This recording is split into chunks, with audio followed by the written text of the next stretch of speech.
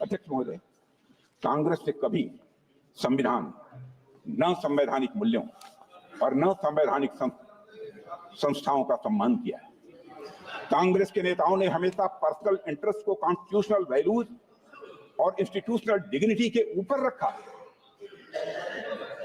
एक document fact है कि 1973 में 3 सीनियर मोस्ट जजेस को सुपरसीड करने के फैसले से तत्कालीन राष्ट्रपति श्री बीबी गिरी जी सहमत नहीं,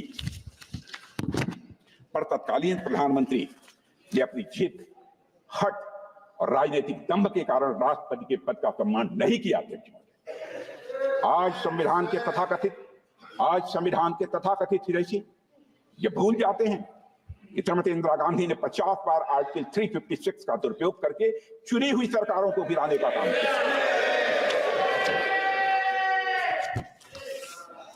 अध्यक्ष महोदय, 100 बात की एक बात, जब भी कांग्रेस नेताओं को सत्ता और संविधान में से एक को चुनना था तो उन्होंने सबसे पहले सत्ता को चुना है, संविधान को।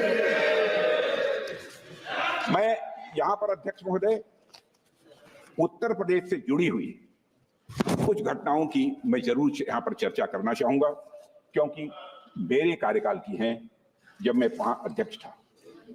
6 दिसंबर 1992 को मैं श्री कल्याण सिंह जी के मंत्रिमंडल में शिक्षा मंत्री था।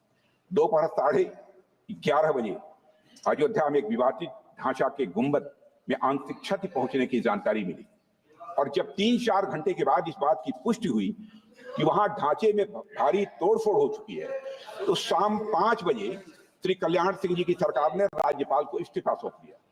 अध्यक्ष महोदय, आपका विशेष रूप से ध्यान आकर्षित करना चाहता हूं, इस्तीफा दे दिया कल्याण सिंह, परंतु सभापति महोदय, आश्चर्य की बात है कि पूर्ण बहुमत की सरकार का इस्तीफा स्वीकार नहीं किया गया और कुछ घंटे के बाद बर्खास्तगी का आदेश कर दिया गया।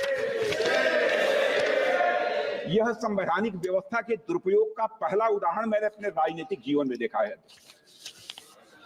सभापति महोदय, मैं तो सिर्फ अपने द्वारा अनुभव किए गए कुछ प्रयोग बताना चाहता हूं। 22 अक्टूबर 1997 को मैं भारतीय जनता पार्टी उत्तर प्रदेश का अध्यक्ष था। श्री कल्याण सिंह जी हमारी गठबंधन सरकार के मुख्यमंत्री थे। हमने अपना बहुमत सदन के पटल पर साबित कर दिया था। विधानसभा अध्यक्ष स्वर्गीय श्री केसरीनाथ त्रिपाठी जी ने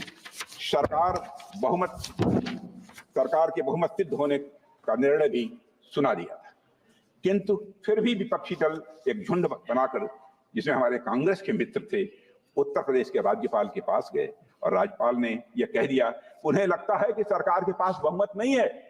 अध्यक्ष महोदय, जबकि हम बहुमत सिद्ध कर चुके, अर्थात विधानसभा में बहुमत सिद्ध करने के बाद भी किसी सरकार को बर्खास्त कर दिया गया और रात में ही कैबिनेट ने बर्खास्तगी का निर्णय लेकर अनुमोदन के लिए राष्ट्रपति को भेज दिया। सभापति महोदय, मुझे याद है कि उस समय मेरे साथ रात्रि में 12 बजे वहां चल के हम सभी विधायक अगले दिन राष्ट्रपति भवन के बाहर देश के मीडिया के सामने 240 विधायकों की संख्या के साथ हम वहां पर मौजूद थे। उस समय उत्तर प्रदेश की विधानसभा 425 की होती थी।